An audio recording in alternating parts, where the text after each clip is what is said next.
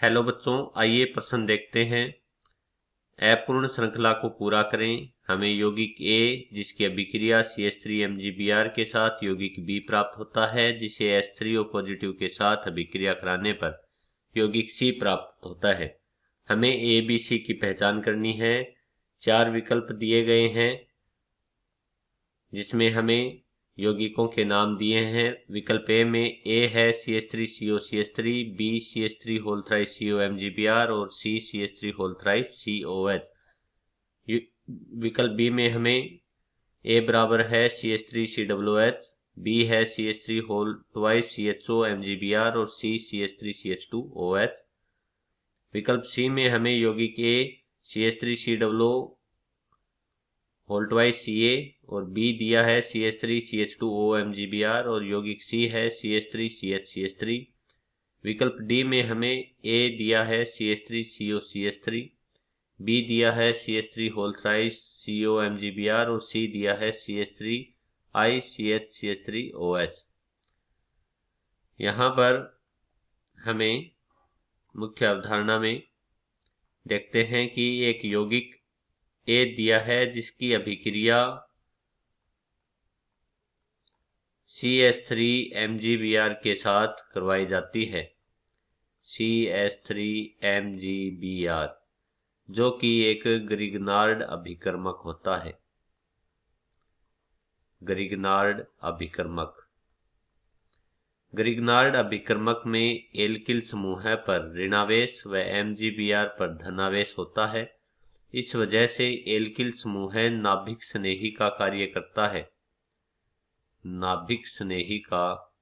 करता है और यह प्रबल क्षार की तरह होता है। CH3 नाभिक स्नेही की तरह व्यवहार करता है, जिससे यह कारब धनायन पर जुड़ता है। हमारे पास पहला यौगिक दिया है CH3COCH3। जब विकल्प ए में बात किया जाए, अगर यौगिक ए लिया जाए CH3COCH3,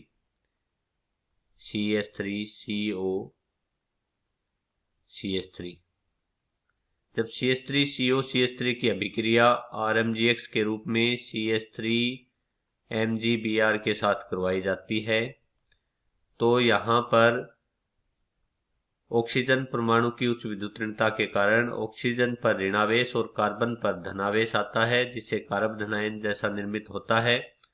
और CH3MgBr में CH3 पर स्थित ऋणावेश यह नाभिक स्नेही की तरह व्यवहार करता है। परिणाम स्वरूप इस CH3 का आक्रमण कार्बन परमाणु पर होता है और MgBr ऑक्सीजन परमाणु से जुड़ते हैं, जिससे एक यौगिक CH3C कार्बन के साथ CH3 और यहाँ पर OMgBr और CH3 प्राप्त होता है।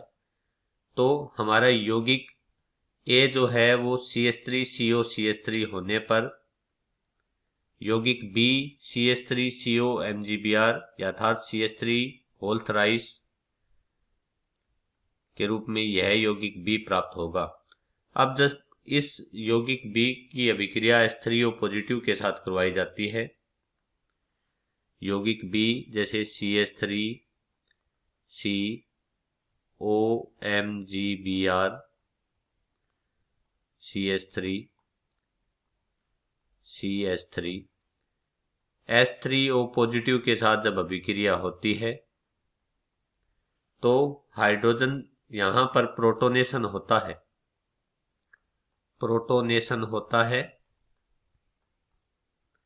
परिणाम स्वरूप MgBr के स्थान पर हाइड्रोजन परमाणु जुड़ जाता है, जिससे हमें उत्पाद के रूप में CH3 यहाँ पर CH3 और OH प्राप्त होता है, जो कि एक तृतीयक अल्कोहल है।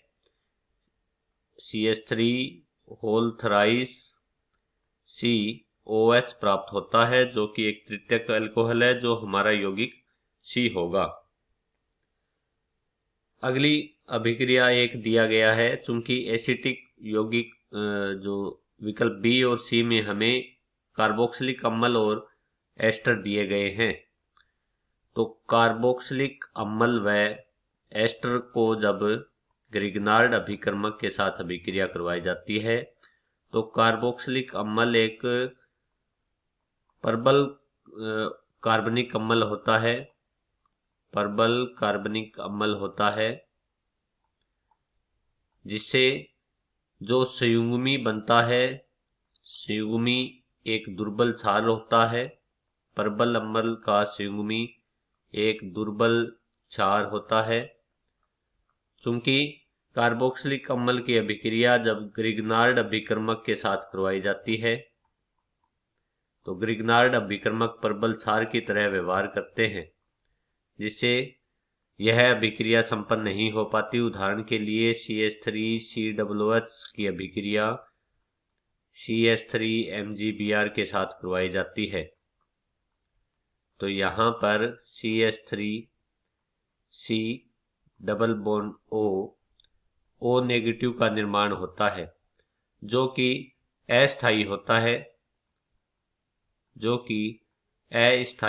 है, इस वजह से यहाँ पर कार्बधनायन का निर्माण नहीं होता, कार्बधनायन का निर्माण नहीं हो पाता, चूंकि CH3 नेगेटिव का आक्रमण कार्बधनायन पर होता है। इस वजह से ग्रिग्नार्ड अभिकर्मक कार्बोक्सिलिक अम्ल से अभिक्रिया नहीं करते, कार्बोक्सिलिक अम्ल व एस्टर से अभिक्रिया नहीं होती है।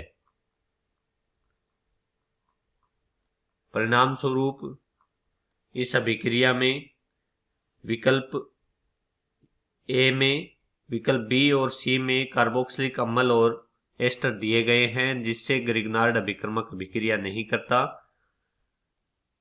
ए और डी में, चूंकि ए में CH3COCH3 दिया है, CH3COCH3 की अभिक्रिया जब हमने ग्रिग्नार्ड अभिकर्मक CH3MgBr के साथ करवाई तो यौगिक बी हमें CH3 होल थ्राइस COMgBr प्राप्त हुआ, जो कि विकल्प ए और डी में दिया गया है। और विकल्प ए में हमें यौगिक C CH3 whole thrice COH एक तृतीयक एल्कोहल प्राप्त होता है, जो कि हमें अभिक्रिया के दौरान प्राप्त हुआ था, जबकि यहाँ पर एल्कीन का निर्माण कर रखा है, जो कि गलत है। तो हमारा सही विकल्प होगा ए। आशा करता हूँ आपको अच्छे से समझ आया होगा। धन्यवाद।